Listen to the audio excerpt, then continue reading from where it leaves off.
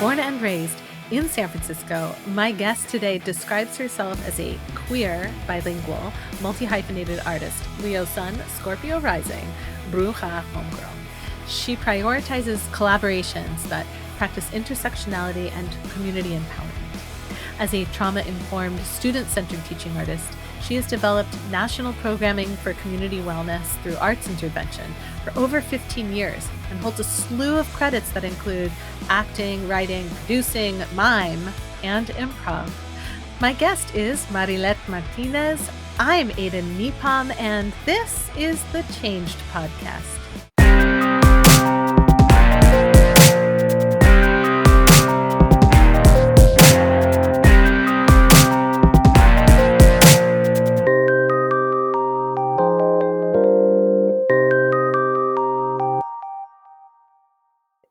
Marilet, welcome to the Changed Podcast. Thank you so much. I'm so excited to be here. I'm looking forward to this conversation. You know, in the first season of the Changed Podcast, I talked to a lot of people with an improv background. And then this season, most of my guests don't have that, or purposefully, one of the authors I spoke with, Amy Gentry, she's the first episode this season. She took an improv class from me many years ago and was like, no, this is not for me. So I kind of went opposite direction to get more perspectives. And then I realized, okay, but that's a perspective that I still really treasure. And you do really cool things with improv. You're kind of, in my mind, a little bit of a trailblazer. So I wanted to bring you on the show and have that playful voice, but that, I don't know. I'm just doing all the talking. So I'm so glad you're here so that I could talk about my thinking. I like listening. It's cool. Here's what I would love for you to do. Marilet, will you tell the audience, the listening audience, a little bit about what you do? I know improv isn't the only thing that you do, but it's a big chunk of what you do. Will you just share with people what you do? Yeah, absolutely. So I am an actor, improviser, fight choreographer. I mostly come to performing from sort of the theater world, sort of the scripted theater world, which was a funny change in language that I had to get used to when I started primarily focusing on improv. I was like, oh, and I believe somebody referred to it as like the legit theater. And I was like, well, what the hell am I doing with improv if it's not? Woof. Yeah. It's very status. Theater loves a good status hierarchy. So within all of the performing that I do, I'm also a writer and a producer, director. And I'm also an educator. I'm a teacher. So I'm a trauma-informed teacher who works with usually non-represented in the majority for youth, sort of formally referred to as like at-risk youth. And I was like, all youth are at risk, all of them. They're all at risk for everything. All of us are. Right. So yeah. So if you're not using that label, if you're not using the label at risk, what label are you using? It changes. Like, I feel like the language around sort of the way we are trying to identify people who are maybe not as represented or who have been systemically impacted through, white supremacy or other systems of oppression, who are, then labeled as like underfunded or not, like coming from like these backgrounds as if they chose that life. Right. And so right. so I choose to sort of say that I work with I work with youth who are dealing with a lot of things, and adult people who are dealing with a lot of things. Like, we all come to this world with a different sized and different weighted backpacks. So I like to just sort of like be like, all right, show up with your backpack and let's see what we got. So. Yeah. That's a nice way to put it. I like that. Show up with your backpack. Let's see what we got. Yeah. Well, part of why I was interested in talking with you is because I feel like,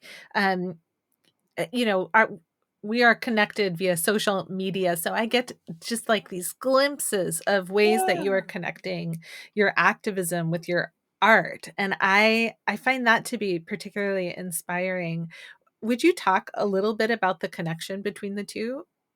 Yeah, absolutely. So growing up in San Francisco, I was surrounded by artists all the time and surrounded by people with a lot of political opinions. Be that either at home, in school, at society at large, but people had a lot to say and they were going to do it in like cool artistic ways. And so, as a young theater practitioner, when I started doing work in the Bay Area as an actor, a lot of the work I was doing was really focused around community outreach and around sort of giving voice to political movements or issues that were really affecting people. And a lot of the shows I was getting cast in, and a lot of the companies that I was very attracted to, were doing work that was overtly messaged around either very leftist political leanings and Yeah. other ways of sort of like giving In San people the Francisco? opportunity. I What? know, shock, surprise, right? So I worked with the San Francisco Mime Troupe for a long time, and they do original comedic musical theater for free in the parks. They are a socialist theater company that's been around for 60 odd years in the Bay. They don't take corporate funding. They're collectively run. They're a very cool company. They're still around. Still, speaking truth to power as often as possible. And so I think sort of that foundation, and then my day job as a theater practitioner, as a young person, was doing assemblies for young people. So going to like elementary schools and junior highs and high schools and doing like health messaging that was appropriate for like those various age groups. So you get Mhm, into a mhm. lot of issues around sort of what young people are dealing with in terms of like the oppression they're facing, the issues that they're coming up against. This can look like food insecurity, home insecurity, dealing with abusive family members or partners, like all these things that was happening. And so because healthcare in this country is political, it sort of like extra ramped up that level of like, well, I'm doing art, but for a hospital. And sort of like what land does that put me in? It was very, very cool. I still sort of have connections with them. This was Kaiser Permanente's educational theater. And I've done a lot of programming for them and things, but it was just sort of always at the forefront of the art I was creating was like centering people whose voices aren't as dominantly heard and the issues that are facing them. And then when I sort of shifted and moved to Chicago, and or actually, this I guess this was also in San Francisco as well. I met Marcia Aguilar or Kaylin through Lila, and her and I started a duo called Pura Pocha, and we started doing improv shows using loteria cards, which are like Mexican bingo cards. And we would like use them to sort of like force Armandos from audience members and do shows based on that. And it was really one of the first spaces as sort of just a primary improviser where I was like, oh, like I'm really getting to use sort of the wealth of my cultural self, as well as, I was getting to play sort of in a total way that I wasn't able to access in ways that with other people. And I just wanted to let the listeners who aren't from an improv background, I wanted to let you in on some of the lingo, which is you just dropped Armando in there. So that's a form of show where the players on stage utilize storytelling to inspire the performance on the stage. So you were using those loteria cards to get stories from audience members. Yeah. So we had That's awesome. yeah, it was really cool. It was I just sort of in a rehearsal one day, Marcia and I were trying to figure out like, well, how do we lean further into like the cultural aspects of ourselves? Marcia was one of the first people that I got to like improvise in Spanish with on stage. And like got to sort of like make these references that when I made them in other circumstances, they were used, they were fine, but they just hit different because Marcia also had that same cultural knowledge and background, so she could hit back in a different way. It was just like, it was like finding, finding, like, I think of it as like the little bee girl at the end of the Blind Melon video when she finds all the other little bees. Like, where I was like, oh my God, she's one of Yeah, my bees. Oh she's my all grown God. up now. I know. Like, she's a bee woman, whoever the bee woman is now. She's probably maybe has, tiny bees around her. But yeah, so getting to sort of play with Marcia and getting to sort of see one, sort of the response between her and I, and just sort of how satisfying that was to get to like experience that on stage with one another, as well as getting to introduce either one, introduce audience members to this part of the culture or just something a little bit different, as well as affirm those in the audience who shared that same cultural reference or cultural background. So yeah, and then sort of fast forward that a bit to being here in Chicago and working with my current improv team, Ratas de dos Patas. We met all doing, we were on a Spanish language team or Spanglish team for another team. The four of us sort of came together. Kendra, Jamaica, sort of brought us together and was like, I want to do stuff with you guys. And like one like cold Tuesday night at like 11 p.m. at IO, and we were like, yeah, okay, let's do it. And her initially what she said was, I really like you guys. I really think you're talented. I want to do something with you. I don't know exactly what that is, but I want it to involve like red lipstick and hoop earrings and like teaching the audience Spanish. And we all four went, yeah, okay, great. We're in, we're down. And so through this team, that was sort of like our initial foundation. But since then, we've done like a boatload of work in terms of bringing all of our cultural backgrounds, our contemporary viewpoints, all of those things, and really offer them to stage or offer them on stage as both like a celebration and a bit of a rebellion. So we like living in that space a great deal. Yeah, so that's a little bit about I what think I do. activism is sometimes that, right? Like activism is sometimes a combination of celebration and rebellion, actually. I never really thought of those two words in conjunction as a good definition, but to me that resonates. This idea that we're going to celebrate this thing that we are actively bringing to the forefront while we simultaneously rebel against the norms or status quo. Yeah, yeah, absolutely. It's because I feel like you kind of need both, right? Like the if it's all rebellion all the Yeah. time, that's a burnout. If it's all celebration all the time, that's a pass out. And you have to nourish yourself with something, right? While you're in these while you're in this space of sort of coming up against something that you aren't necessarily the norm in. And so like it makes me think of what was it? I think shortly after Mike Pence became vice president, there was a huge like big gay dance party that happened like in front of his home somewhere in Indiana. Like people just like big big rainbow flags, just like working the house down, and it was just like, you know what? Like we're gonna take this position that you have of being that's something that's very negative and hateful, and we are gonna just attack it with like song and dance and fierce intellectualism and change and joy. And I think joy scares the hell out of people. I really do. I think that's right. I mean, that resonates with me. I work with a lot of companies, with teams and companies, and play is a part of what I do. It's not all of what I do. I facilitate in lots of different ways, but I definitely bring improv games to the table as a possibility sometimes at times, depending on what's happening. And there is this reaction when people hear I come from a background of improv, of play, where they just tighten up because they're like, oh no, they're going to make me do something. And then it's, and I think the fear isn't that it's going to be joyful or fun. I think the fear is that it won't. Yeah.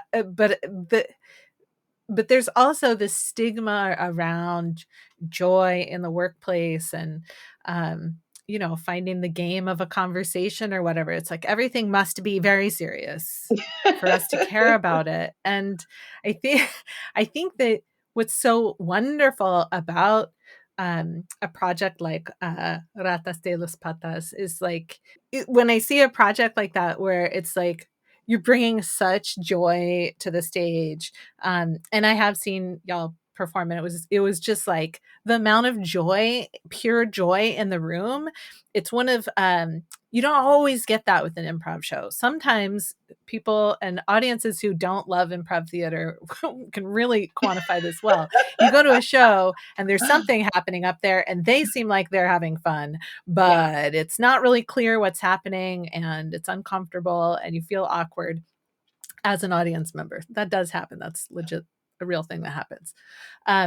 Whereas with your show, which is in a language that most of the audience doesn't speak fluently, um, it's like the brain accepts immediately that you don't know what's going on in a way that doesn't always happen with an improv show and opens up. And Mm-hmm. then all of a sudden, really quickly, you do understand what's going on. It's kind of a magic trick. It's like you actually are following what's happening, and the joy that happens in the room feels co-created, even though the majority of what's happening happens on stage, but not all of it. There is a piece where the audience gets involved.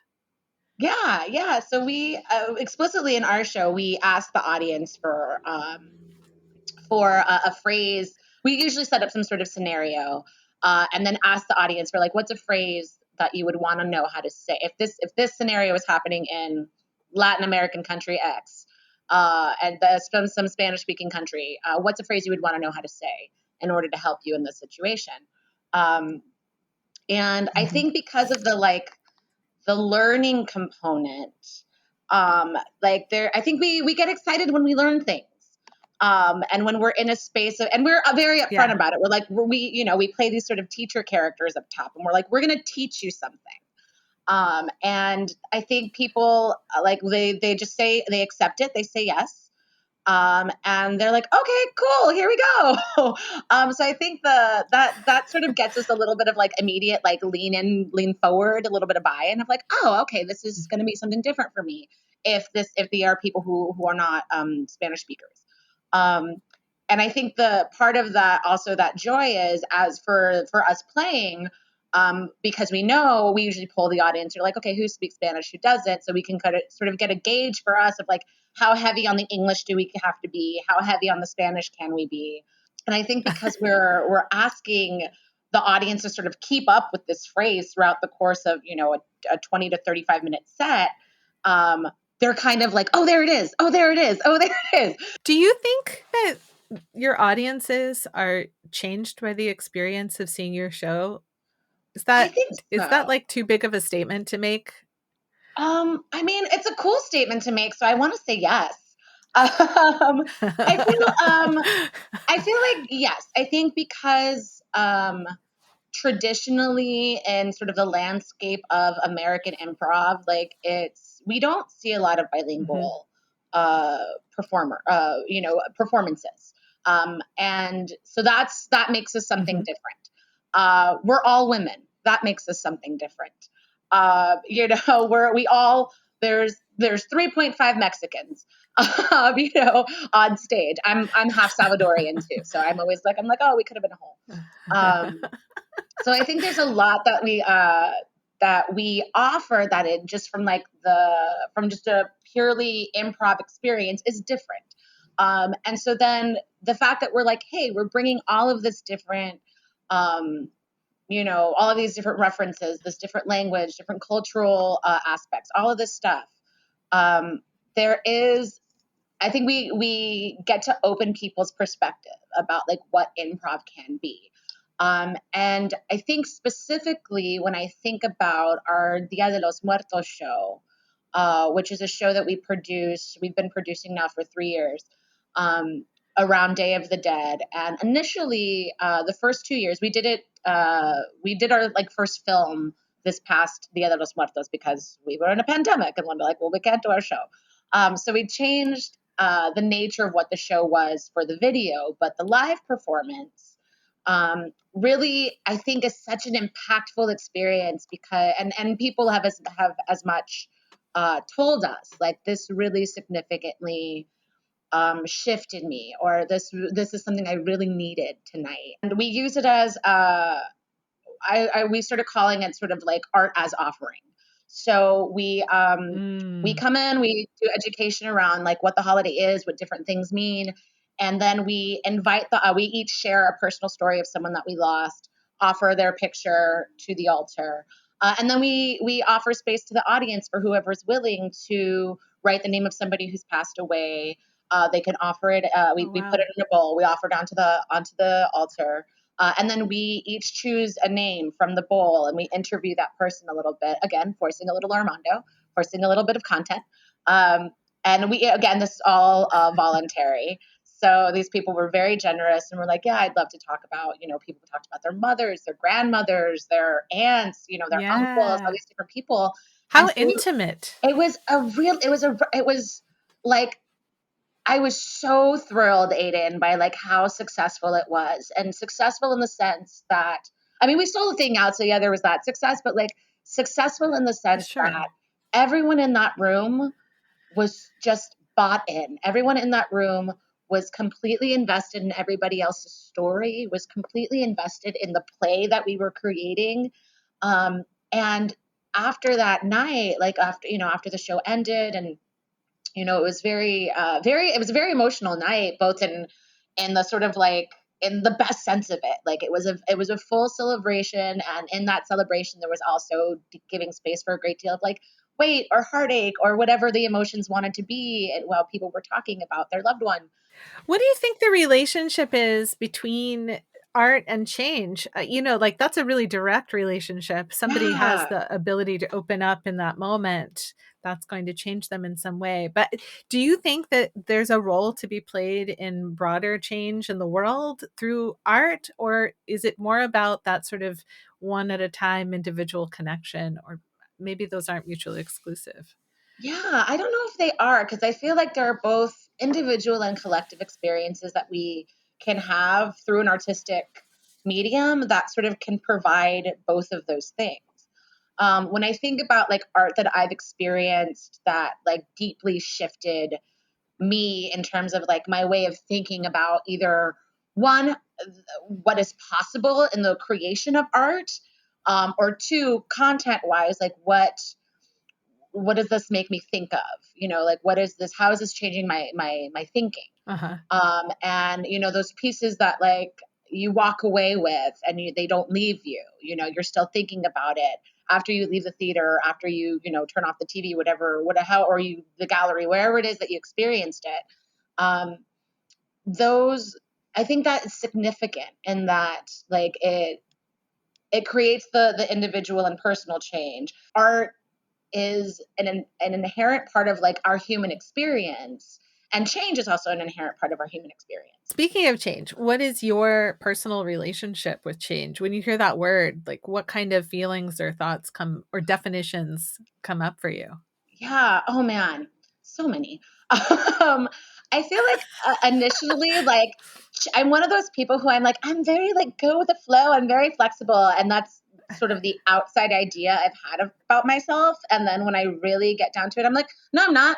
No, I'm not. I'm completely anal. I'm completely like control oriented. I just get to feel loosey goosey. Um, and so I think the part of me that, like, I feel like for me, my relationship to change is one of submission, is one of like, I just have to Mm. submit that change happens, and that it's there, and that it's going to always happen, and it's going to always be changing. And I'm going to always just have to go like, okay, cool. This is the change now. This is what's different. I have to receive it differently. I can't remember who it was. Somebody I talked to, I don't even think on the podcast. Um, just in general, somebody shared with me that they have this like mantra for when things have already taken that left turn or whatever, big change just kind of drops on your head or whatever. Yeah. Instead of being like, I don't like this or I do like this, they just go, well, that just happened. Yeah. And that's like, Yeah. that's their way of keeping cool and just going with the flow. My friend has this phrase that he got from like I think it was from like Weight Watchers or something. Like he's been like an active Weight Watcher member for many Weight years. Watchers is actually pretty great if you want like a few little like key phrases to think to yourself or like to handle whatever. That, you know what? For all I know, that just happened might have come from a Weight Might have, Watchers right? The one that it made member. me Yeah. think, yeah, the one it made me think of is when he was talking about a scale, weight scale kind of a thing, and like people owning Yeah. scales or not owning scales or whatever. And he was like, he like confessed. He was like, I bought a scale. And I was like, okay, is that what you wanted? Did you want the scale? Do you need the scale? Right. Yeah. And you know, he told me like the weight he was at, and then he just very calmly said, well, that was new information. And I was like, okay. And so now this is a phrase he comes back to when like things that are maybe not so pleasing or just like throw sort of a wrench in the plan. He's Yeah. like, okay, well, that's new information, you know, sort of in the vein of your friend of being like, that just happened. It's like, okay, these are new. Right. I think so much of the stress people feel sometimes is because they feel this pressure to make a choice about what's happening when really our feelings are complicated. Like I just was looking back at some of the experiences, thoughts, and writing that I did, you know, a year ago at this time. And at the time of this recording, we're in the month of April. So April of 2020, I did a lot of thinking and writing about what was happening. And I really tried to hold in balance all of the feelings. There were things that were going well and things that were terrifying. There was lots of unknown and lots of known, like just like it is today, just like it is every day. Yeah. But, you know, also not like it is every day. You know, I was talking to you before I hit the record button about how my brain makes these generalizations. And the same is true here, where I'm like, every day is the same. And also every day is completely different. That's, to me, that's the nature of humanity, or these, it's not either or, it's both things are true. Yeah. You What's can be terrified of change and excited at the same time. well, and that's that. I think you're hitting on something that I don't think that we either talk about a lot, or maybe it's just not like put out there explicitly from when you're from at least when I was young, that like two things can be true at the same time. You know, like Yeah. it doesn't have to be one or the other. All of the things can be on the table at the same time. It could be the buffet of things and it's all going to be okay. Like, or it's all going to just at least be what it is. So yeah, I think that we, especially as like young people, we get like taught to think that, you know, it has to the world, we're taught to make things are very black and white when we're young, right? Like we don't spend a lot of Mm-hmm. time with young people in terms of the gray area, which is a big disservice because that's where life happens. Like life is the gray area. And so I think that sort of Oh, I the love that. That's ironically a really colorful description. right. Yeah, I think as we get older, we sort of spend that time sort of like unlearning that and sort of trying to take away that perception of like it's got to be this or that. It can only be one or the other. Like there is no, and I feel like it's rooted in such a like pass or fail, succeed or fail kind of mentality that it's unsustainable and exhausting. Well, speaking of change, I've been playing a game with some of my guests, and I think it'd be fun to play with you. Yeah. It's basically just a speed round because the name of the game is called Aiden Asks You a Bunch of Questions, and you try and answer them as quickly as possible. I love it. I'm ready. Okay, cake or pie? Oh, cake. Why? Frosting. If you had to pick one outfit, I mean, it can grow and change with you as you grow, shrink, whatever. Yeah. But one outfit, one favorite outfit for the rest of your life, but it's the only one you get to wear, or a different outfit every single day, but you never get to wear the same outfit twice. So if you really like an outfit, it's gone. You already wore it. Ooh. Which one do you pick? Oh, wow. I'm going to say the first one. I'm going to, the one fabulous outfit for my whole life. Okay, why? I I like wearing a lot of sparkly and comfortable things, and I feel like sparkle and comfort are directly connected to like my heart in a lot of ways. Yeah, I like to be comfortable and sparkly. One single sparkly, comfortable outfit. Yeah. Yeah. Basically like one juicy couture running suit and you're set. Listen, the 17-year-old Marilet still wants like a pink, like velour tracksuit from like Juicy Couture. So. They're out there somewhere. Imagine a world in which travel works the way we remember it working. You get onto an airplane and you sit down next to a stranger. Do you put on headphones and pretend you're on an airplane alone? Or do you strike up a conversation? Oh, I chat. I'm a chatter. Assuming, again, that travel works the same way that it used to. Yes. You check into a hotel. What's the first thing that you do? I fully unpack. I fully just like put everything in its little spot. I make it my little home space. I just make sure that it feels like, and I always bring like a candle or something with me that like feels like something from my space. So I will definitely be like, all right, this is my space now. I've tended to the area to make it mine. Let's talk about furniture. So when you arrange furniture, is it something that happens often? Are you constantly rearranging furniture? Or is it the kind of thing where you get a piece of furniture, it goes in its spot and it lives there until it dies, disintegrates, your house burns down, or you move? Oh, I'm a rearranger. I like to reorganize the sway of my space pretty often. Read any good books lately? Yes. I recently read In the Dream House by Carmen Maria Machado, and it is I'm just like over the moon for this book. I read it maybe like over a month ago. I'm reading something else now, but I'm like, that was the last fully completed book I read, and it's the writer it's a memoir, and she plays with structure in such a creative, beautiful way. And then her phrasing is just like breathtaking and devastating and just like rich. So that's the most recent book I read, In the Dream House.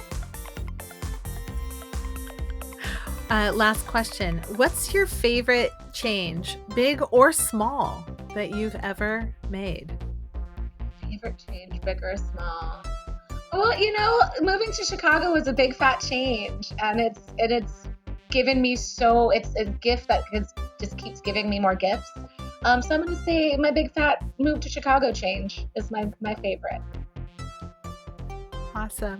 Thank you for playing. Aiden asks you a bunch of questions and you answer them as quickly as possible. I love it. It's quippy. Speaking of personal change and your own thoughts and feelings about it, if I ask you to identify a story, a moment from your life that was a real fork in the road where things noticeably changed after that moment, are you able to come up with are there like 1,000 stories there, or is it just like one immediately pops into your head? There's so many, but there's a couple that came to mind immediately when we first sort of got the prompt.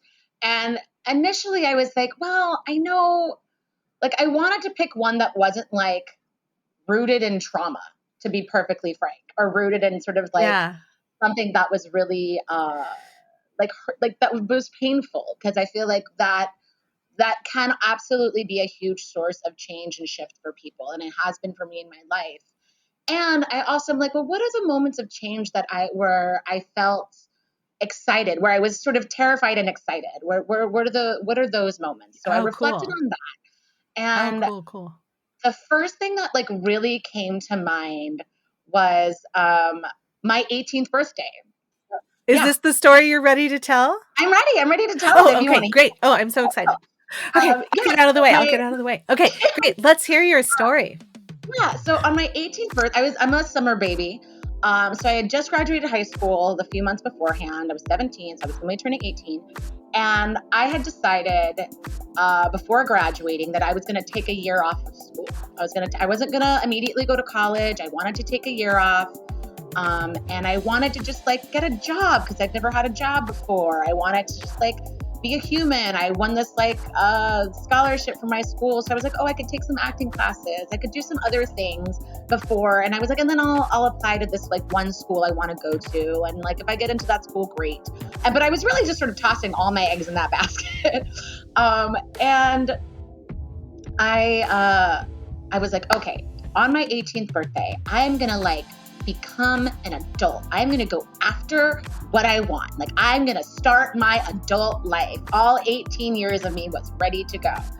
And so I woke up early. It was a beautiful summer day. And I was like, all right, what are the things that I need to like sort of prepare myself for this year before I like go to school or like apply for this, theater school.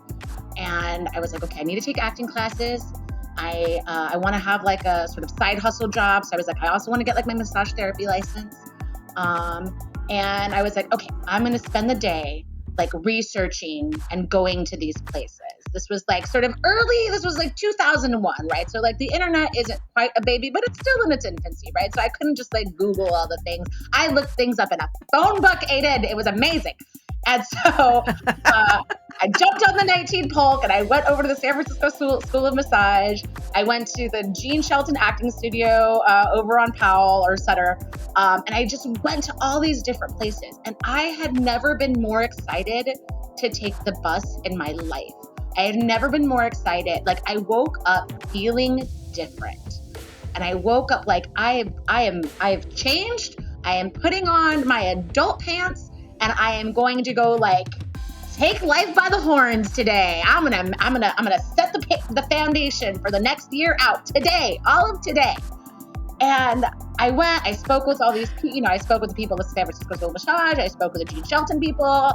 There was like one or two other places that I had gone to check out. And I was like, not for me. But all day long, I was riding around San Francisco or walking around San Francisco. It was a hot day too. And I just remember feeling palpably excited and like, I feel different right now. I feel like something is shifting. I feel like something, like I am changing my life today. Like that was like the thesis of the day. And I remember feeling like very adult about everything, like by the time I got home. And it was maybe, I don't know, like 5 o'clock or something like that by the time, maybe a little earlier. And my nephew was there who was maybe, I don't know, 2 or 3 at the time. And I spent a lot of time caring for him, like being his nanny when he was very young. And so like, he's my little homie. So I was like, all right, little homie's here. We're going to hang out. And my mom was like, well, I need to go, run some errands or something to like Tanforan to like the mall. And I was like, all right, let's load up the baby and let's go. And so I closed out my big day of adult change by riding like a mall choo-choo train with my 3-year-old nephew.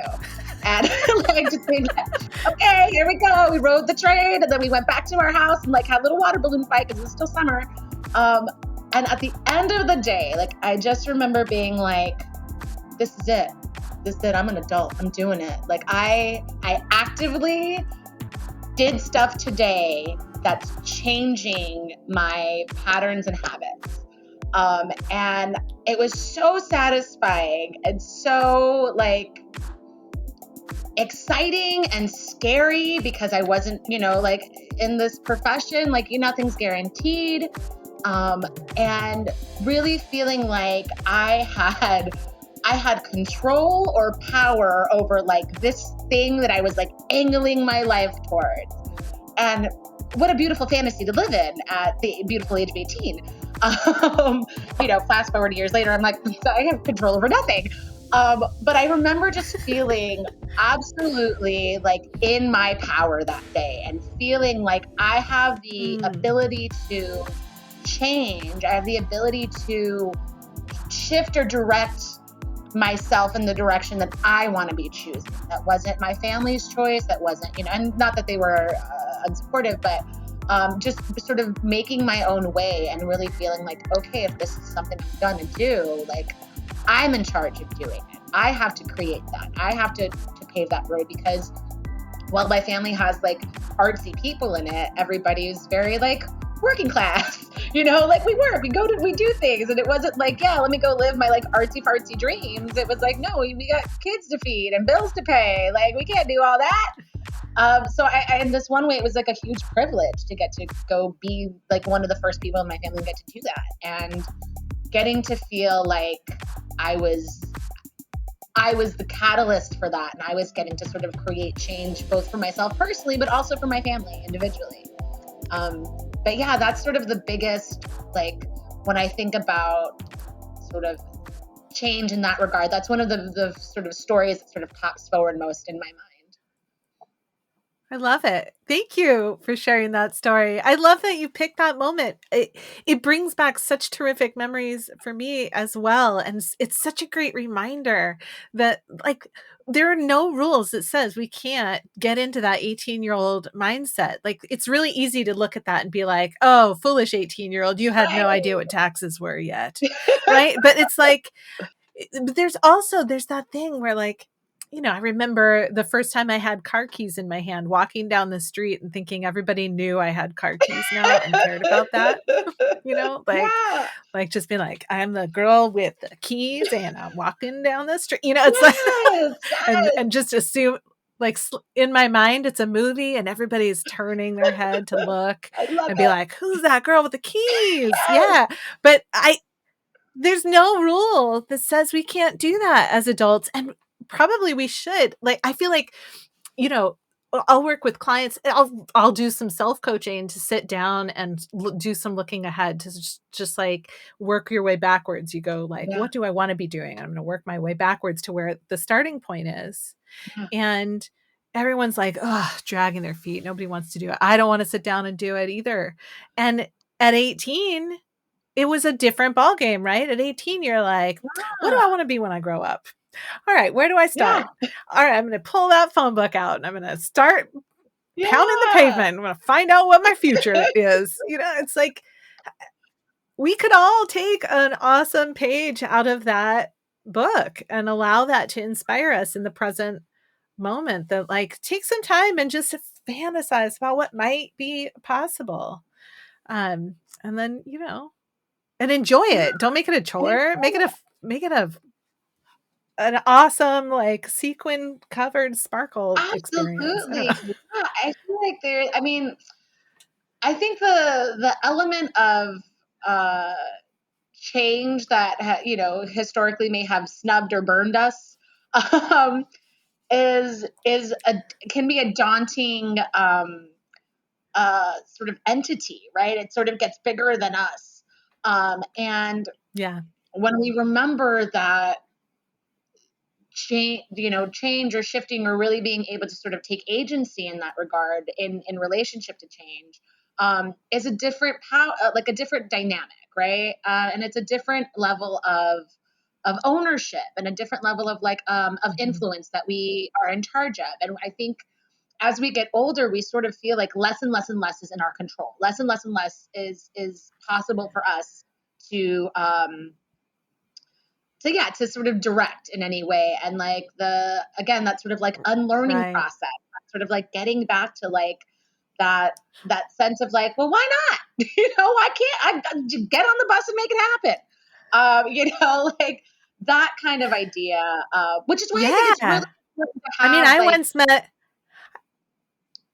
I once met a woman in her, I didn't meet her in her 70s. I met her, and then in her 70s, many years later after I met her, Mhm.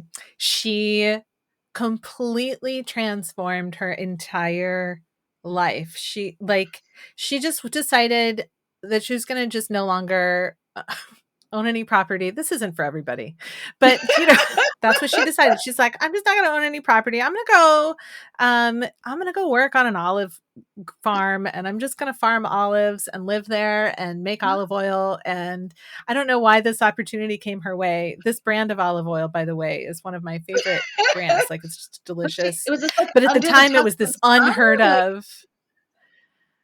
Now, this was an unheard of brand of olive oil at the time. She's 70 years old. And I think what it allowed her to do was to actually live her best life, because she just worked in the sun during the day. She was working with fruit, and it's an organic product, and she just did yoga, and like she then Ugh. got so into yoga that she healed all of her aches and pains. It's a really like beautiful story. And then she was like, you know Wow. what? I'm going to teach yoga classes, and I'm going to make this olive oil salve. She had all this access to olive oil, and like she just completely transformed. She's one of the youngest people that I know. She's now in her she's got to be in her 80s. Good lord.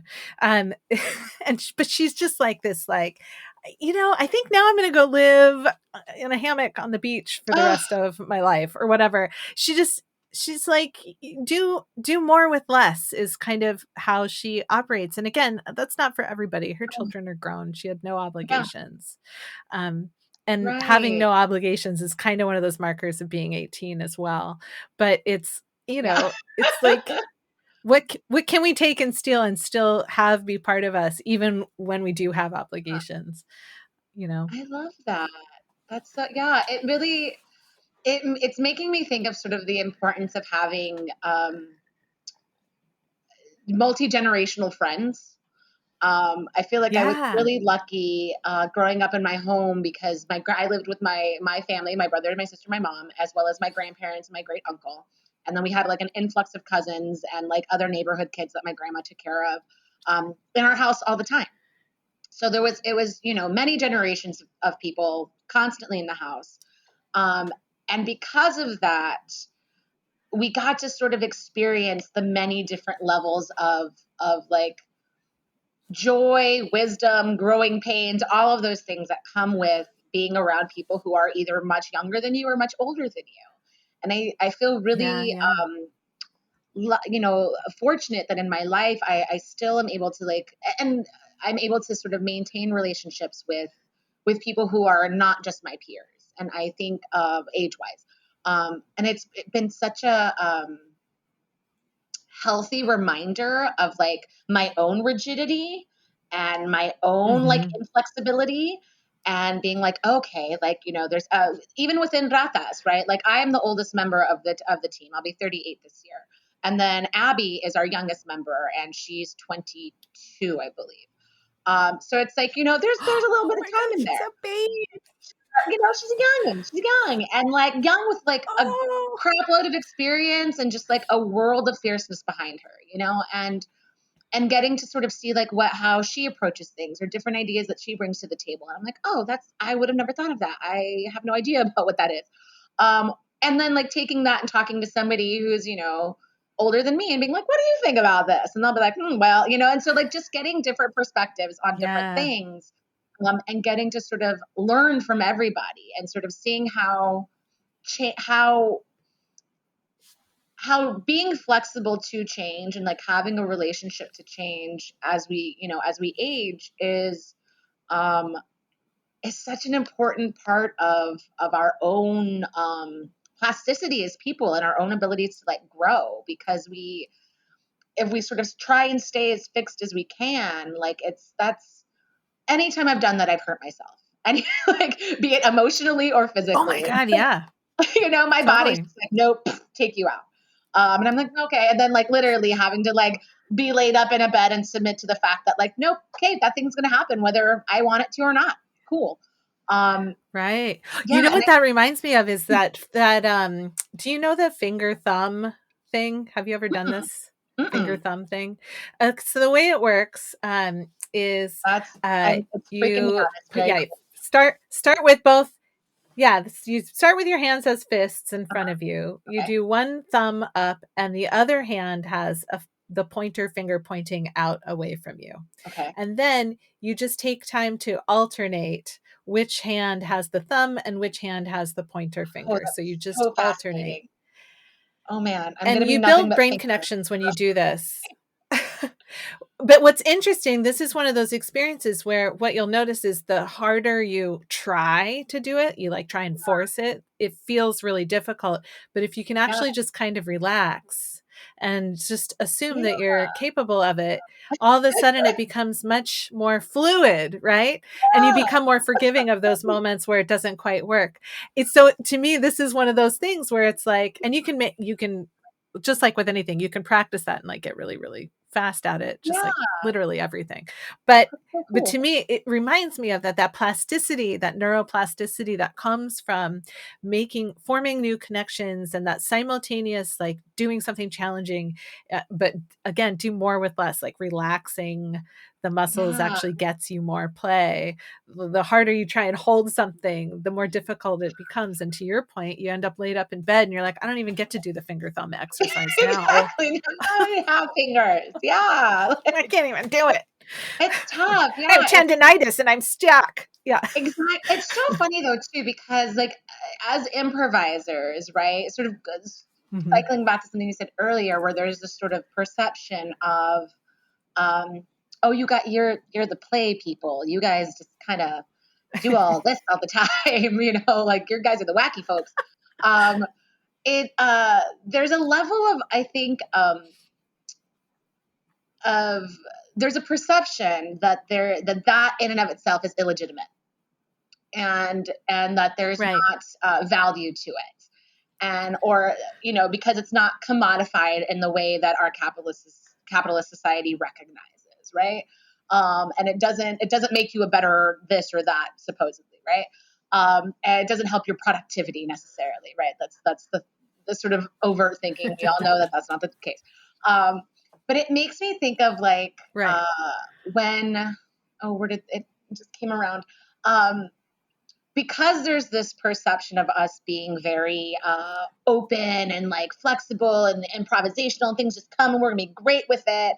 um, I'm always like, no, I feel like improvisers are kind of like a little bit the worst, because we have this idea of like, well, we have a structure and we have a this and we have it, like, I feel like Uh-huh. we like hold on to the things that aren't supposed to change, and like are like, Mm-hmm. this is it, this is how we improv, right? And so there's this perception of like Right. right and wrong, Make it right? up correctly. Exactly, and even as much as we like celebrate failure and cheer about it and talk about it, there is still a lifetime of conditioning that we are trying to undo, um, by playing.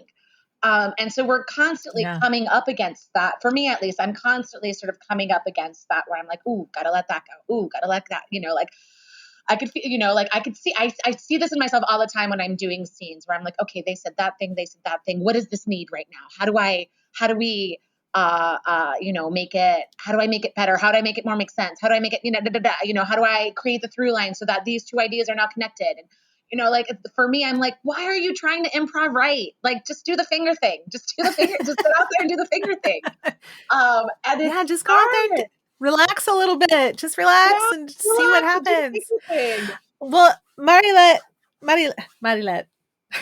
I could easily spend the next 3 hours geeking out about Totally. how improvisers are also continually learning these lessons. Um, but I'm hyper aware of the time. So, uh, instead of that, I'm just going to ask you, as we're going to gently bring this conversation to a close. Yeah. I want to ask if you have any final words of wisdom or anything that you'd like people to take away, or projects you want to promote, anything that you Yeah. want people to know about at the Oh, end of there's so this many conversation. things. Yeah, it's going to be 37 minutes of me talking. But I will try and be concise. Um, I think initially, like I was, one of the things about change that sort of kept coming as I was reflecting and preparing for this was like, and I say this a lot when I teach, is that growth is violent. It's a violent act. Mm, It happens. Like they're called growing pains for a reason. It's not like, you I remember when my brother was like getting taller and he was just in wretched pain.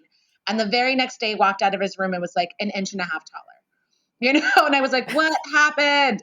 And so like, it's one of those things where I was like, and I think of like butterflies, right? Where it's like a yeah. caterpillar literally turns into goo before it turns into a butterfly. So there is this factor of Yeah. change and this factor of evolution, really, that there is a violent element too. There is sort of this chaotic and almost painful experience with.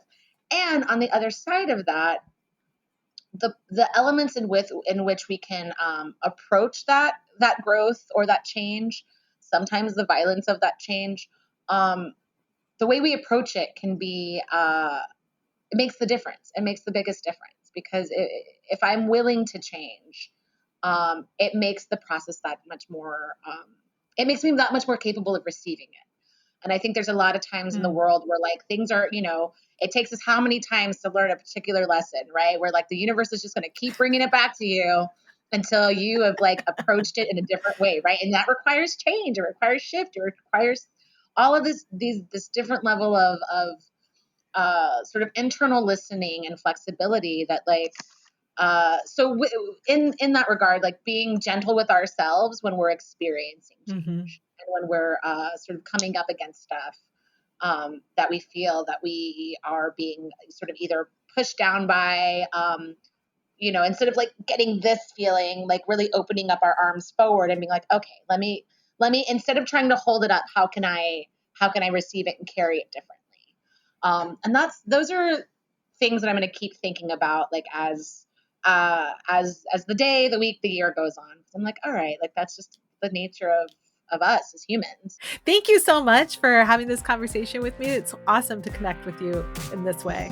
So great to like reconnect with you and just like see you and spend this time together.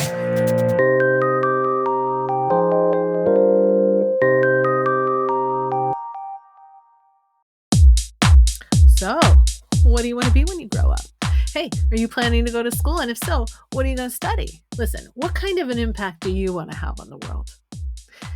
These questions sound familiar. I mean, when we're 16, 17, 18, we got to ask these questions all the time, right? But as adults, how often do you get asked those questions? Because for me, it's almost never. And the truth is, we could be asking each other. I don't know about you, but despite my age, aches and pains and taxes, there are multiple times daily when I do not feel like a grown-up. The thing that Marilet's story reminds me of is the best way to not feel like a grown-up, which is to simply get excited about taking steps towards something new. I mean, I remember from 4th grade through 9th grade, I always got so excited walking to that first day of school because it meant that I was older. And like me, you probably used to count your age in quarters. There was this sense that being a grown-up was the super cool thing that was going to happen to me later down the road. But now we're all here. We're grown up, and it's easy to hold the lens of exhaustion up to everything. Taxes again. Ugh, groceries. I don't want to go to the store. It's fine, I'll drink another glass of water, and then I'm going to have to go to the bathroom again. What if we send ourselves back to that beginner excitement, that beginner mindset, just for like an hour or maybe a day? I mean, maybe it'd be possible to maintain that feeling for a week. You know, that feeling of, I'm going to do something, it's going to be amazing.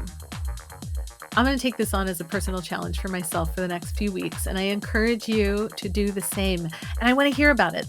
Have thoughts, feelings, sarcastic remarks, or a story to share based on listening to this episode?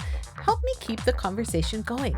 Join the Facebook group, www.facebook.com/groups/ChangeHub. You never know who you're going to inspire. I want to thank Marilet for her story and for her thoughts. Special thanks go to my family for their love, support, and patience. To all of the amazing Changed Podcast Patreon page members who I couldn't do this without. Art of Change Skills for Life, and Patreon member producer, Dr. Rick Kirshner. And I thank you for listening. I'm Aiden Nepom, and I wish you the kind of experiences in life you're excited to tell stories about.